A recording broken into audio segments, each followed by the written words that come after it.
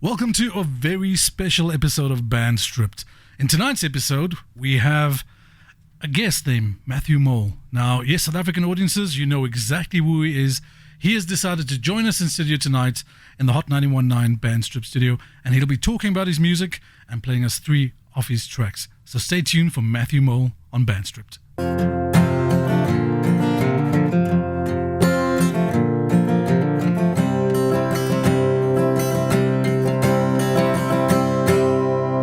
Mr. Matthew Mole, welcome to Band Stripped. Hey man, how's it going? Thank you. Thanks so much for letting me join you. You're absolutely welcome. Thank you for joining us. Now, this is your first time on the Hot Studio, right? Yes, it is. It is. It's a great pleasure to have you. And for the audience out there, this is the infamous Matthew Mole, a fantastic and wonderfully talented singer-songwriter.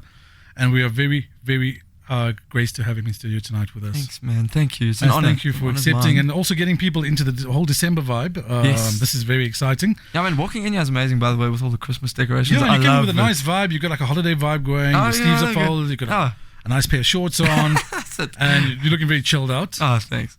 Matthew, I want to take you back in time a little bit here. Let's go back to Fishhook. Yes, This is where you grew up, right? That's exactly where I grew up. Now, when you received your first guitar, Yeah. did you imagine that your journey would be what it has been over those last 10 years? Sure.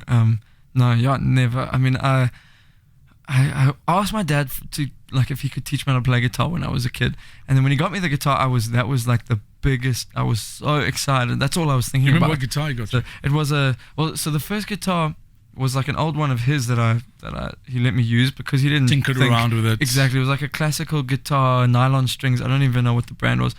And I remember the first guitar he got me, the brand was called a Johnson. Yeah. And it was from the local music store. So I think You're literally playing with your Johnson. Exactly. I was playing with it. Oh my gosh. So that's all I remember. Yeah, that's you got to the point. No, yeah, but I didn't think that. That's all. I mean, I didn't think of what was going to happen. I was just thinking, this is amazing. I've got a guitar to play. So you just wanted to play guitar and just make some music with the guitar. That's it. I just wanted to learn a bit more about music.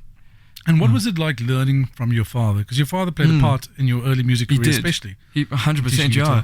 Yeah, so he never took it seriously himself or anything, playing music. Or it was just something that he also enjoyed doing. Yeah. So, I mean, he had played and sung in front of people, but nothing formal, just really for fun.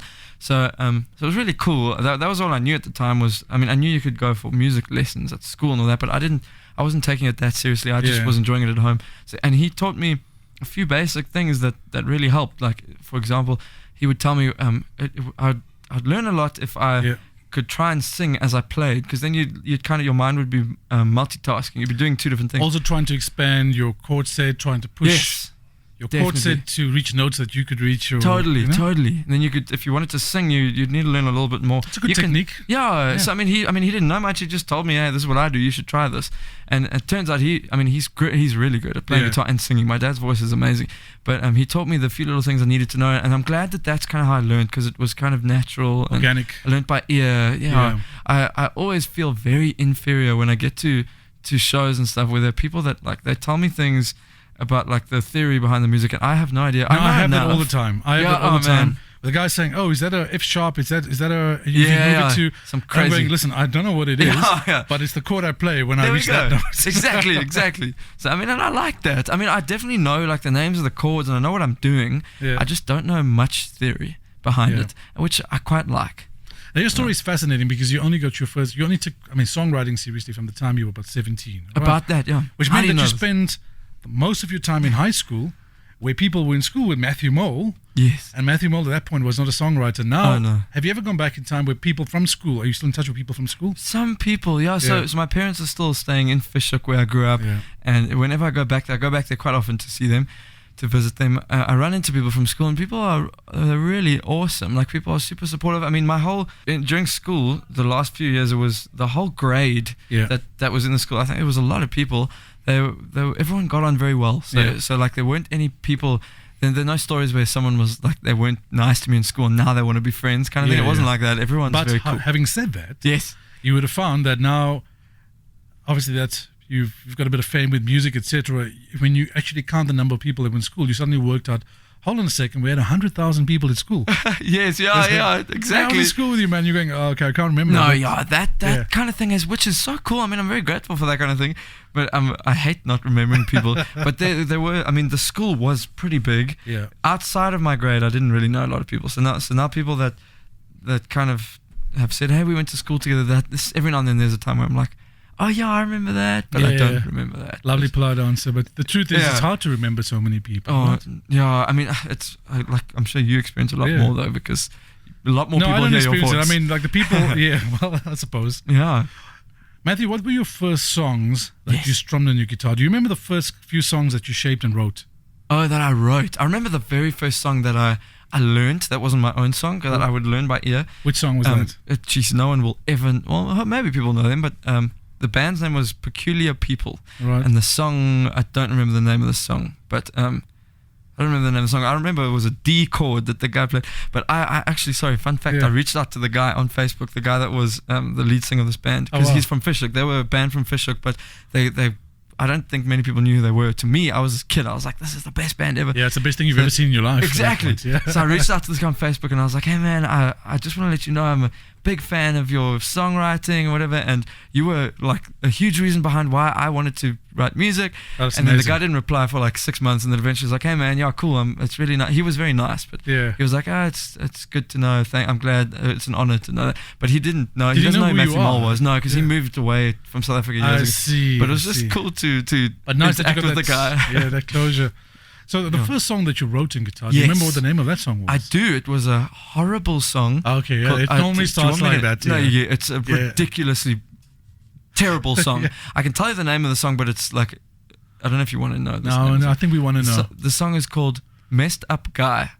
Okay, And it's okay. basically about, I think, because at the time I was listening to music, So like Matthew Mole's emo first music. song was called Messed Up Guy. I've never told anyone this. Yeah, okay. You're the first person I'm telling this. Thank you, Matthew. Besides maybe the guy that I was in a band with, his name's Jethro Tate, and he's a musician, and he's Yeah. playing a lot of shows now as well. But he's the only other person that knows about this Wow. song called "Messed Up Guy." So I don't know why you got that out of me, but it's a ridiculous song. Like, it's so bad. I listened to a lot of emotional emo music Yeah. at the time, like screamo emo stuff. I loved that, and then these guys were singing like really depressing stuff. Yeah. So I was like, I guess this is what I should write about, and I had a very happy childhood, so I just made up the story about some guy whose life wasn't very happy, Okay. and So yeah, completely sort of not theoretical mine. song. Yeah, exactly. about- But then ever since that song, I haven't But when, done you, that. but when you first started writing, that's what you tend to do, because Yeah. I remember when I first started writing, I was listening to a lot of, at that point, the Pet Shop Boys and Roxette. Oh wow! And Yeah. it's not the music I wanted to write, but Yes. I was trying to write in that style, and I thought, Totally. okay, I'm really bad at You're this inspired. writing thing. Oh man, But then, that's how it is. I wasn't being authentic. And then Yes, as soon as you- totally. Now- That's how it was with Now, this. your first song, you had a massive hit on your first album, Oh, wow. which I think is the first song you're going to play for us. That's the one. Yes. What is the name of that It's song? called "Take Yours, I'll Take Mine." Now, I think if that's I what think you're all talking the about. listeners out there know that song, because I think that song has got just over 10 million views on YouTube, if I'm not mistaken. No, it does. Yeah, it's crazy. I don't know how that kind of thing happens. That's amazing, yeah. But it's a huge honor that so many people would watch I don't know what those 10 million people or how 10 many people million's a lot. thought. If you think about it, it's like 1/5 of the population of South Africa. That's like unbelievable. That is actually crazy. What was that Wow. song? When you were writing that song, what was your frame of mind when you were writing that song? Yeah. So that one was different. That was more, I wanted it to be something that I was experiencing. This was a few years later after Yeah. Messed Up Guy. Yeah. Then, Write all your bad stuff out. Yeah, exactly. Get Get it out to of the where system. you I mean, are I now. still write a lot of bad songs. Yeah. Just people don't ever hear those. Yeah. But I mean, I don't know. Maybe I've still got a lot of bad songs on my albums that people haven't told me. I don't know. Yeah. Yeah. I don't think so. But no, thanks. But so "Take Yours, I'll Take Mine." That song's basically talking about finding direction. I mean, it was around a time where I wasn't completely lost in life because I was very young. Mm. But this was 6 years ago, almost 7 years ago now, and it's basically just talking about finding your place in life and finding direction in that. And like I've got a tattoo of an owl that's basically representing the same thing. It's Right. just a kind of finding that wisdom in the direction that you. Yeah, I You should think be so. I following mean, your for a life. young person, it's the hardest thing, and I think many of the Yeah. listeners here out here tonight will actually relate to that. Mm. As a young person, when you're in your formative years of adulthood, Yes. it's difficult to find a sense of who you truly are. Yeah. there's many things that you could be, but yes, you're finding yourself, and it's a very Totally. insecure period in your life, right? 100%. Yeah, it really was. So I remember I was sitting in my room at home with a banjo, and I wrote the song on the banjo. I didn't ever plan on writing songs on a banjo. I just Yeah. had one, and everyone thinks that song is the banjo song. Well, people that say to me, "Hey, I thought you were gonna have a banjo on stage." Yeah. But yeah, so you've really helped me realize that the song has a bit more depth than I hoped. No, absolutely. It's a wonderful song. What went into this title of the song? Why did you call it that? Yeah, it's literally as simple as the first line of the song is "Take yours and I'll take mine." But what that line is saying is take your place. This is kind of where it's saying find your place and I'll find my place. And when we all it sounds so cheesy, when we at least think we've found our place, it's something we're all trying to find. Yeah. Some of us never find our place in life. The kind of things go. You start kind of if you believe you're living out your calling, then kind of things work out a little better. Yeah. So that's kind of what the line is saying: is you try and find yours, I'll try and find mine. That'll work together. So it's you take yours. Yes, and I'll take mine. And I'll take Yes. mine, right? Yeah. So there's a lot more depth into it. It's not like you're sharing Marie biscuits and this. No, exactly. You take I'll- your Mario biscuit. I'll yeah. take mine. No, yeah. Like that ad. You remember that ad? Yeah. Many years ago. I remember. With the Mario biscuit where the grandfather was sharing. No, I don't remember. I'm thinking of BN. I need to go and look at this advert. Yeah, that's a funny They should have ad. used the song. Yeah, No, I'm kidding. It exactly. wasn't written, I guess. Long time ago. Yeah. This is Matthew Mole with his first track on Bandstrip. Right here on Hot. You take yours and I'll take mine.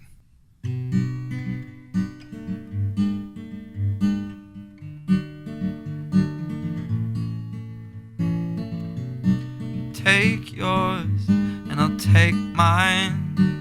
On the right hand side I'll rest, and you'll find that you take rest in wine. So take these words and make them right, so one day you and I will write our names in the sky.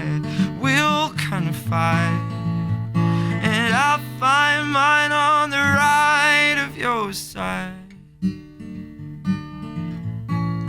And I'll find mine on the right of your side.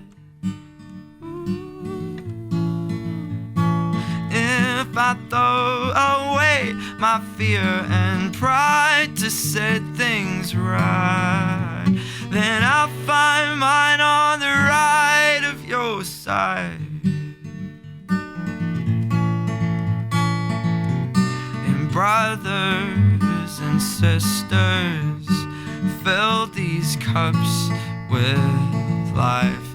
Please forgive them, 'cause they know not their lives. So take these words and make them right, so one day you and I will write our names in the sky.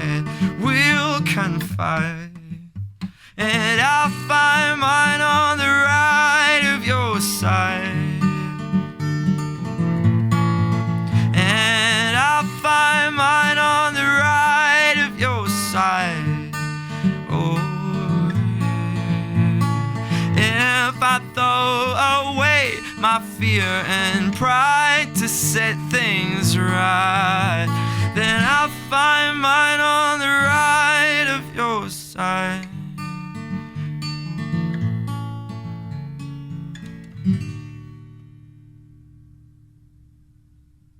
Welcome back to the Bandstrip studio. I have Matthew Mole sitting with me, all chilled out and looking rather relaxed. Matthew? Ah, thanks, you too. Thank you. Matthew, we touched on the writing process just now. Now, what is your writing process at the moment, and Yes. how has that evolved over the years that you found? Yeah, sure. It is a great question, because it Thank you, definitely man. has Thank you, evolved. yeah. No, thank you for the question.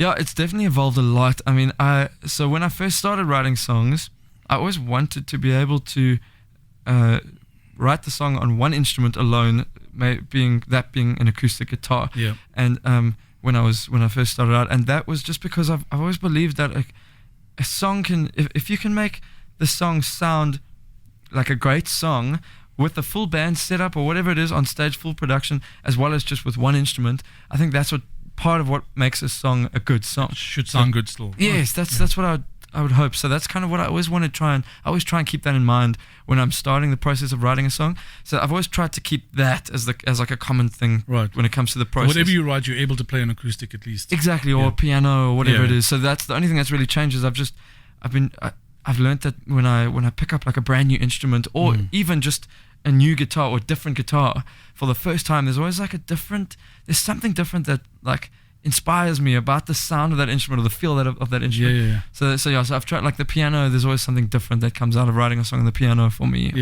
or just a different guitar. And your type of process in terms of music first, lyrics first, or sort of together jamming it out a little bit. How do you do it? Yeah, so I'll always it's always different. But thinking about it, the most common way that I've put it together is I'll think about what I want to write the song about, and then based on that, most of the time I want the feel of the music to kind of fit what I'm talking about, what I'm going to talk about at least.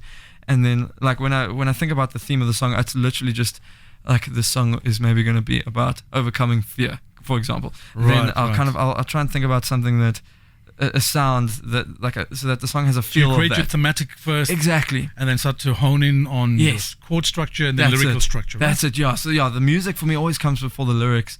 Sometimes I'll have a few ideas for lyrics, but it's always the music comes together. Then I'll come up with melodies that I'm going to sing, and then I'll try and kind of that's what it's a horrible process if you're in the room while I'm doing it. It's such a horrible thing to listen to because I'm just singing a bunch of random sounds and figuring out melodies, and then I get the lyrics to kind of starts to form a shape eventually. That Exactly. you think, this is audible. Yes. Yeah. Exactly. Right. That's it. From a sonic perspective. That's it. Have you had people? I mean, have you had other musicians or people coming up to you asking you about songwriting and in terms of your technique and style? Yes. Sometimes people do. They ask, and I guess like it's. One thing I love about it, I mean, about the style, people ask, and I tell them what I can, but I'm still trying to discover how how I figure it all out. But I'm going to ask you a question now, right? And this is, I think, for the audience out there, we have this is a local music show, so we have a lot of local musicians listening to this year, up and coming emerging artists as well. We'll probably look at you and go, well, Matthew is, he's done quite a bit. He's written a series of really, really good songs.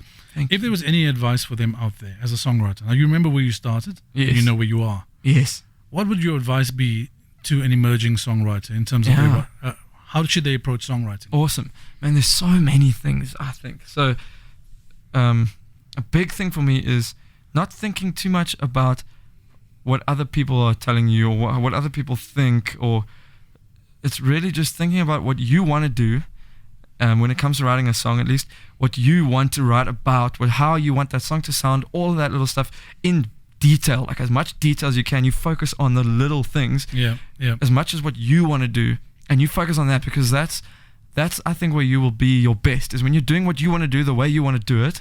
When it comes to writing a song, you do that. I mean, and it's not about obviously trying to write a hit. It's just about writing the song that you feel is good, right? Exactly. So ultimately, yes, that's what. So don't try and write based on what you think other people think is going to be a hit, or what you think. I don't know what you think is going to please everyone. Rather think about what you. That's just kind of what I've learned. That's ultimately what you want to do, and you'll be the most proud of it. Basically, if you're focusing on that. So I mean, that's If you're an emerging songwriter. I don't know if I'm the best, but I'm learning. No, thank you for that. I think, for the audience out there, that's songwriting 101, very key important point. Be original. Yes. Find your true voice in whatever you're doing, right? 100%, yeah. Now, speaking of voices, folk and electronic music have both been a part of your music. Even from at the point where you started, the band that you were in, etc. Yes, you're messing around with all these things. Matthew, I am a encyclopedia of information. Oh, nice. Yeah, it seems like it. So, being that as it may, folk and electronic are not two things that generally always go together. Yes. But that leads me to my next question. What are the sounds or instruments you are sort of curious about that you would like to use in the future? Yes, man. That's such a good one, because there are some weird instruments out there, and that's what I like. So basically, the whole folk and electronic thing, for me, it started out like that because I would play guitar. That's what I played, and then generally that kind of acoustic music, folk, it kind of gets associated with folk music. Yeah. But I loved electronic music. I've always loved electronics, not quite like trance music or whatever. Yeah. Just the use of electronics Yeah. in music. Well, the 80s then- was a big part of. Exactly that kind of thing. I mentioned the Pet Shop Boys just Yes, now. exactly. I just love the way they put it all together. It just sounded so great. Yeah, man. No, yeah, totally. So Yeah. that's what I love is like the use of that kind of thing in music, and then combining the two. So then when it comes to music, I love the use of like strange things, odd things, Yeah. and like putting stuff together that maybe you wouldn't think should go together. But Yeah. I think when it comes to music, there's no rules, so you can always do that. But some instruments maybe that I'd love to, like I would love to learn to just play a few things on the harp, Yeah. just so that I can like there's, I mean, I wouldn't use it the way a harp should be used. I'd use it a different way. It'll take because- you 2 days to tune No, and yeah, then 5 exactly. minutes to play. Yeah, exactly. Yeah. But then it'll take me like a million years to learn. Apparently, the harp is the hardest instrument to learn ever. Is that right? That's what I've heard. Okay. But then I Next to also accordion, probably. But yes, man, because Yeah. that's got all those buttons. yeah. But then the cello is also something I'd love to learn. you know, it's and- so weird. I was to make suggestions to you and say that the cellos. I mean, I love oh the man, cello. Right? yeah, me too. Also, for your Favorite style of instrument. music, I think it'll be a very complementary Oh, instrument. cool, yeah. So can Focus accordion. emotions. But the other Yeah. thing is an EBow. Have you ever used Oh an yes, EBow? the thing you put on the guitar. Yeah, I used to have an EBow. I love that. It just gives you Man. such an incredible sound. Totally, it's that little thing you put on the guitar and it Yeah, vibrates yeah, the yeah. strings. Yeah, man, I love the sound that is. I'm gonna remember that. There's an REM song off an album called New Adventures in Hi-Fi, Yes. and I think the track number 5 is called EBow. Oh, the nice. letter. Oh wow. It features Patti Smith, but they use an EBow. And Yes. it was a big hit. That's for them. amazing. There's also a song I love, by Bon Iver. Bon Iver. I don't know. I never. Bon Iver. I used to say Bon Iver. Yeah. Apparently it's Bon Iver or whatever. Bon Iver. Bon Iver. It's yeah. like a French thing, but I don't want to. It's We'll always say Bon Iver. complicated, But yeah. he's one of his earlier songs, a song called Flume. I love it, and he uses an EBow and part of that. Oh, and it sounds fantastic. amazing. But yeah. So what are some of the instruments you are testing and trying to play now? Because you play Yes. quite a few instruments. I mean, you mentioned from banjo to piano. Oh yes, yeah. I mean, I'm one of those people that I don't specialize in one thing. I'm not very good at one thing. I'm like okay at a few Yeah. different things, kind of thing. So I'm never going to master any of this funny. stuff. I just enjoy playing a lot of different things. So like the drums is something I love to play. Right. I at shows I'm definitely always going to be playing some sort of drum setup. Yeah. It's never like a standard kit. Like there'll be a drummer playing that. But I always love to play drums on stage because it's so much fun. But Well, that explains a lot about your music because you've got a very strong rhythmic feel in your music. oh cool. It's very Oh, thanks. rhythm driven. Yes, for Which sure. actually brings me to my next song, which is called it's Run, right? That's the one. Yes, From your second yeah. album. That's it. And it's got such a beautiful drive in that song. Yes. You know, it's almost Wow, thank you. onomatopoeic Oh wow. in terms of run So cool. and the vibe that's in the song Yes. is No, yeah, for Gives a sure. That's sensation. amazing. So yeah, I mean that makes sense. That's so cool that you pick up on that. yeah, I know. I'm a really odd character. That I way. know. Yeah. I am the Eskimo after all. What's inspired you to write Run? Yeah, to write Run, that's basically talking about that whole album, and that song is talking about. It's kind of it sort of led to a lot of what my newest album's talking about, but it's talking about facing, not quite fear, but facing difficult situations. Yeah. As in, like when something's presented to you, this is something that I've always struggled with, that I've learned a lot. I've grown in a little bit, is when there's something difficult that you're up against, to rather than just kind of stepping back and going around it, just facing it and going through it and learning from it and growing from it. Yeah. That's what that song's all about. Fantastic. There's a local song called Run, and I don't know if you've heard it by Milo Ramai. No. Please go check it Wow, out. He I was on will. this show a few months ago, Oh, cool. and it's just an incredible song as well. I want to write Milo it Ramai. down. I'll give you all the details Afterwards, okay. after the show. So this is Matthew Mole with his second track on Bandstrip. It's the fantastic, one of my favorites of Matthew Mole. It's called Thanks. Run.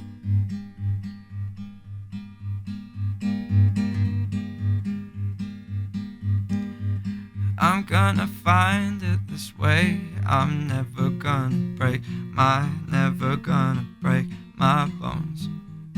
And if you find it this way, you're never gonna be alone. You're gonna run away from the storm, and you'll be ashamed forever and ever. You've gotta come and lay it all down, because face, whatever the weather. And you'll see these arms are open, and you are gonna feel this love that's spoken to me. It's spoken to me. I'm gonna find it this way. I'm never gonna break never gonna break my bones. And if you find it this way, you're never gonna be on your own. And you think you've done a little too much, but you need to see the potential in this heart. There'll never be a problem so tough, you can always run back to the start, where you'll see these arms are open, and you are gonna feel this love that's spoken to me. And you will see these arms are open, and you are gonna feel this love that's spoken to me. I'm gonna find it this way. I'm never gonna break my bones. And if you find it this way, you're never gonna be alone. And I'm gonna find it this way. I'm never gonna break my bones. And if you find it this way, you're never gonna be alone. And if you find it this way, you're never gonna be alone. Gonna be alone. A big welcome back to Band Stripped. I'm sitting with Matthew Mole, and we are now knee-deep into this Band Stripped interview, Matthew. Yes, we are. And it's feeling good.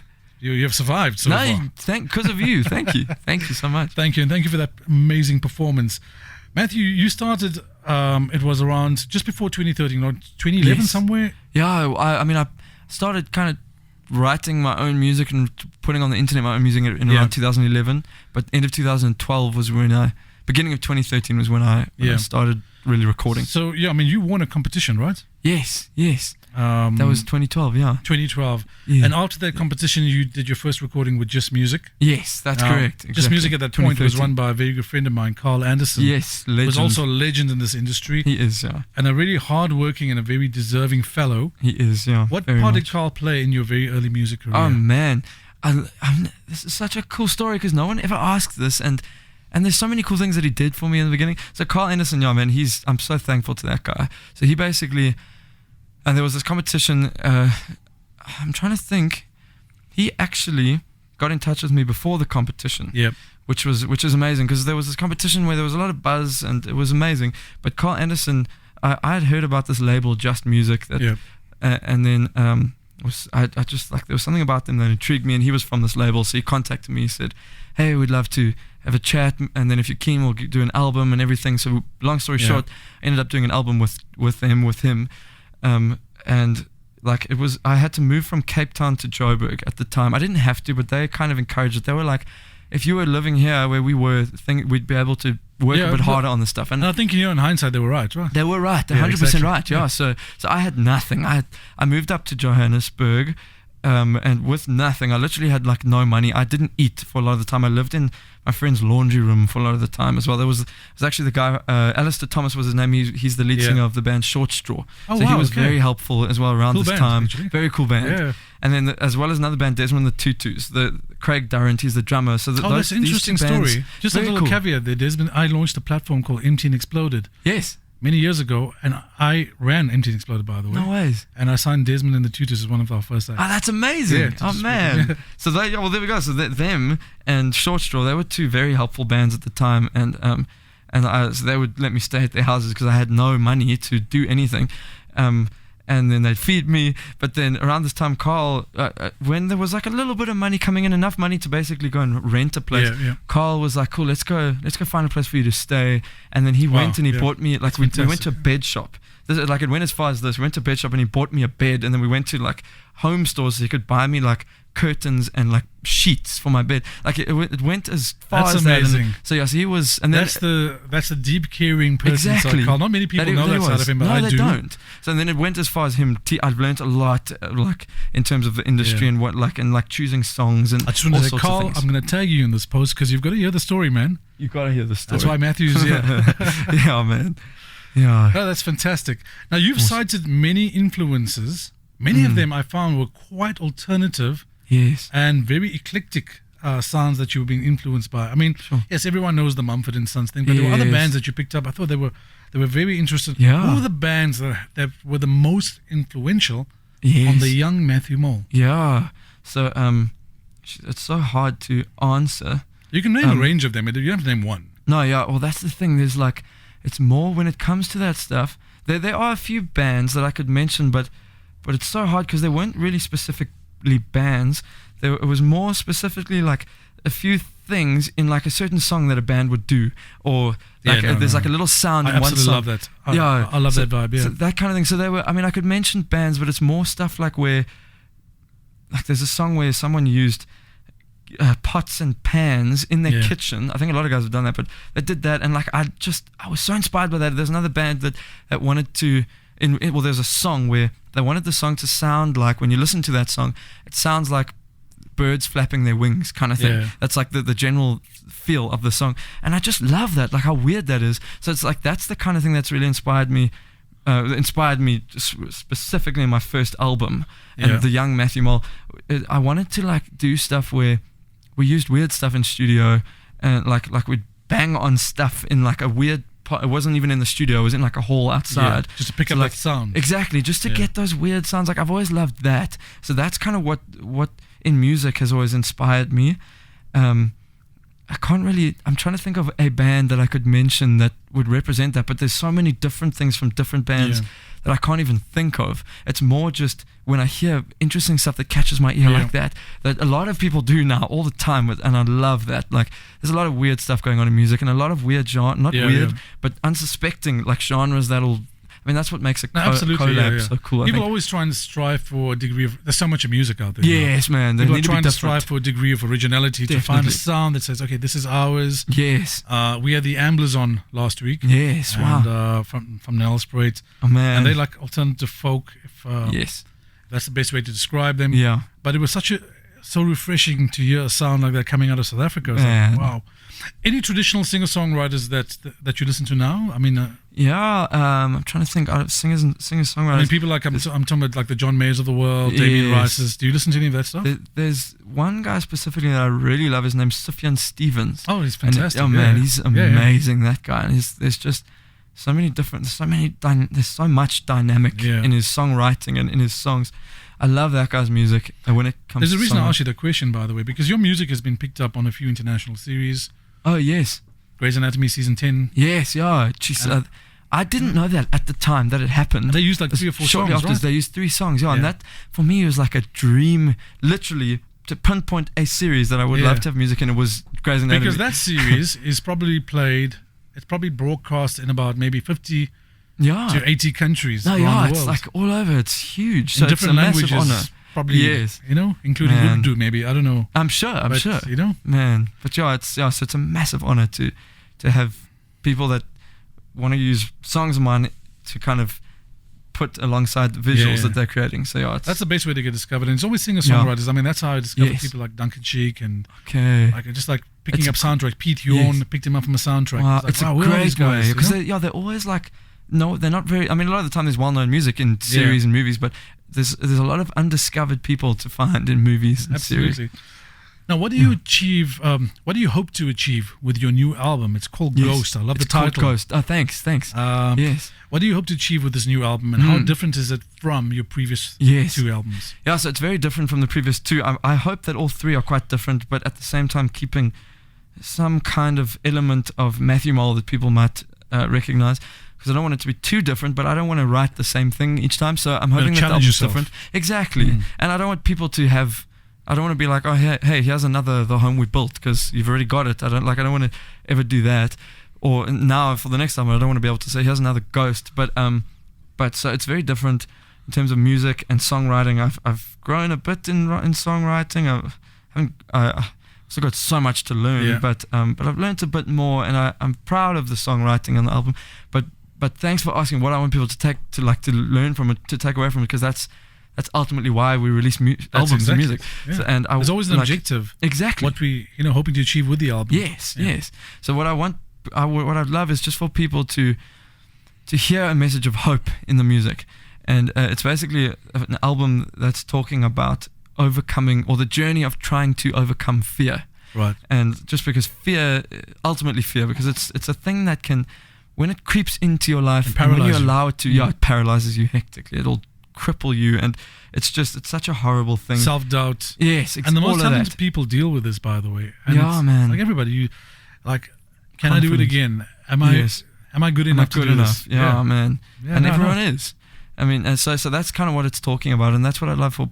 I mean, I don't ever want to tell people what they need to take away from my song. I mean, what they need to hear, what I'm saying to them. I'd love for people to kind of gather what they think I'm saying. What's the ghost's name? The ghost, there's a name for that ghost. Yeah, man, how do you know all of this? Its name's Ollie. And it's fun fact, I keep saying that, but no one's ever going to really know this unless I say it, I guess, but I'm not really going to tell anyone this, but the ghost's name's Ollie.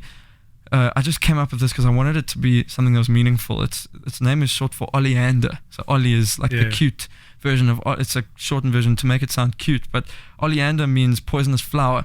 So Ollie represents this thing that seems cute, seems cool on the surface, but it represents something dangerous. Metaphor. But thanks. It's such a beautiful metaphor. Thank you. And for people to know that, like in the old days, people used to go buy albums because they were thematic in their covers. Yes. You've got 15 tracks on this album, right? So in total they're going to be 15. This initial release is actually only 11 songs. So I don't even know how you know that, but there's going to be 15 on the full deluxe version soon. I know everything. Yeah, you do. It seems like it. Now, listen, thank you for sharing all of that with us. Thank you. In 10 to 20 years from now, as an artist, what would you have hoped to achieve as a musician and as an artist? Oh, that's crazy. In music. I mean, I would imagine that you, Carl Anderson, and myself are sitting at some Airbnb or forecourt of the Holiday Inn on Durban beachfront, and we're having a conversation about our careers. What is it that you want to be able to say you did? Jeez, that's amazing. So that's a huge question. It's amazing, but there's obviously like the little things, like there's some festivals and shows. Some festivals and some shows that I'd love to play, but then ultimately I just want there to be some kind of positive message behind the music that people will, when they hear the song, if they don't immediately know what the song's about or what I'm saying in the song, that they just take away some kind of feeling of hope. Yeah. That things can be better, basically. That's kind of that's the main goal behind what the main message behind the music. So I mean, that ultimately I'm not expecting, I mean, I think it's quite a bold thing for someone to say they want to change the world, but I'm just expecting I'm hoping, and I'm confident in saying that just a few people, just even 5 people, if they will hear the songs and feel that you'll be grateful feeling for of that. hope, I'll be grateful. Yeah. So it's not about fame, it's not about money, it's about the sentiment I'm getting from you. It's about the continuous deep appreciation of your music. Yes, exactly. But as long as you keep writing, that people would listen and take something That's from it. that. And I mean, ultimately, if the true fame songwriters comes along with that, notion, Yeah, exactly. And I mean, if fame and all of that stuff comes with it, that obviously makes it easier to reach people. Correct. Yeah. So that would be ultimately why. Well, it is coming along, and dude, you're on a path where you keep pushing for exceptional and you keep delivering exceptional. Thank you so much. And you've raised the bar of South African songwriting to quite an interesting level, where I think a lot of young musicians, up-and-coming singer-songwriters now look up to you. And you're a young man still, but people look up to you, as a songwriter, Amazing. Which is fantastic. Now, your next song is called Let Me. It's off your new album, Ghost. This is the first single, right? That's the first single off the album, yeah. Right. So thematically, where did you go with the song, yeah, songwriting-wise? So this song is actually talking about... each of the songs in the album are talking about something different when it comes to facing whatever they're facing. But this one's talking about, as cheesy as it sounds, it's talking about the opposite. Which I'm saying in the song, I think is the opposite side of fear is love. One of the opposite sides of fear. How that's going to help you overcome some of these different things. Hope. Exactly, hope. I think ultimately is the biggest thing. Yeah. But one of the things in this song, it's talking about how love is that thing that we need. And it's basically talking to the idea of like, let's let's do this together. Let me love you is what the song, what the chorus is saying. Let's kind of do this together. We'll get through this together, kind of thing. Fantastic. So yeah. Thank you for sharing that. Thank you. Just a quick question, just a little note that I've picked up. Right, the tattoo on your arm has nothing to do with the album title, right? It does. So I got this tattoo at the album launch. It's the ghost that's on the cover of the album. I just thought like it was either that or you love Pac-Man, and I wasn't sure. Yes, it looks like the Pac-Man ghost. ghost. So yeah, so that's the exact ghost on the album. It was just something we had at the launch party, the launch event. I'm all about the details, tattoo guys. There you are. Thanks for noticing that. That's amazing. You're welcome. This is Matthew Mole with his third and final track on Band Stripped.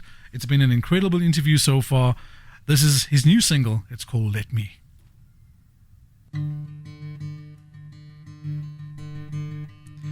Always, forever, the light in the dark, and I found it, the treasure, your beautiful heart, and with every piece of mine, I love you more than life. You see it, you show it, the look in your eyes says that you called it, you know it, the truth in my lies, because you know me better now than I think I know myself. Let me love you, all I want from you, and we are stronger. Hold on for longer. Take me back to when we sat alone in the garden. The dreams you had, you told me that it won't be a problem. Remember how it felt to love and never doubt. I wish that I could tell you why it doesn't get easy to give away the part that makes me love you completely. But we have never lost, because we will never start. And let me love you, all I want from you, and we are stronger. So hold on for longer.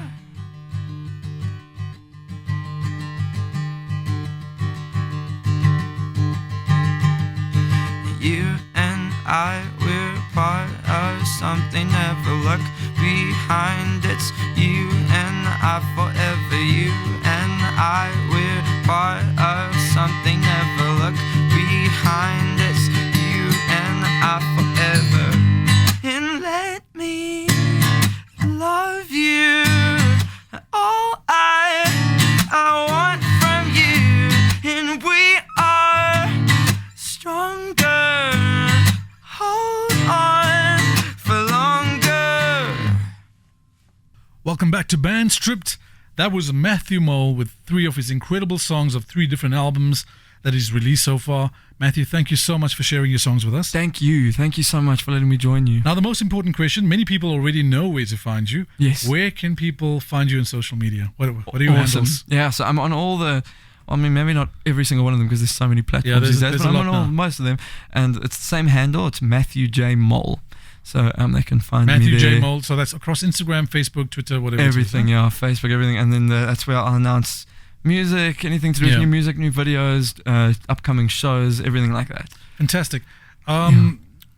Where is your music available to buy? It's available everywhere on all the iTunes, the digital platforms. Google Music, all of those. Spotify. Yeah. Literally any digital, and then it's in the stores as well. That's about to ask you. So you have a physical copy of that too? There are physical CDs. Yeah, there's going to be a limited run. I don't know. I don't even know how many that is, but it's like something like 500 or something. Better make a special mention to Franny to say that I definitely want a copy of that. Oh no, you're going to get that for sure. Because we'd love to share that with our audience as well in terms of where they can find a physical CD. It's very rare.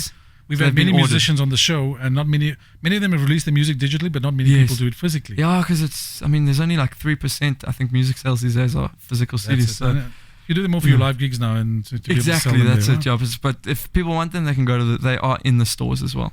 Matthew Mole, thank you for sharing your time with us. Thank you. And sharing your story and going depth in terms of what has made you Matthew Mole. Thank you so much, man. Thank you. And the for hot all audience really appreciate it, and I really appreciate it. Oh, man. And I hope you have a wonderful December gigging. You as well. Oh, gigging, thank you. Thank you so much. I hope you have a wonderful December overall. Thank you. Thanks, Thank Matthew. you so much. And you're a great fellow, man. Oh, thank you. So are you. And you deserve all the success that you get. Thanks so much, man. Hot 91.9. Playing the best old school and R&B.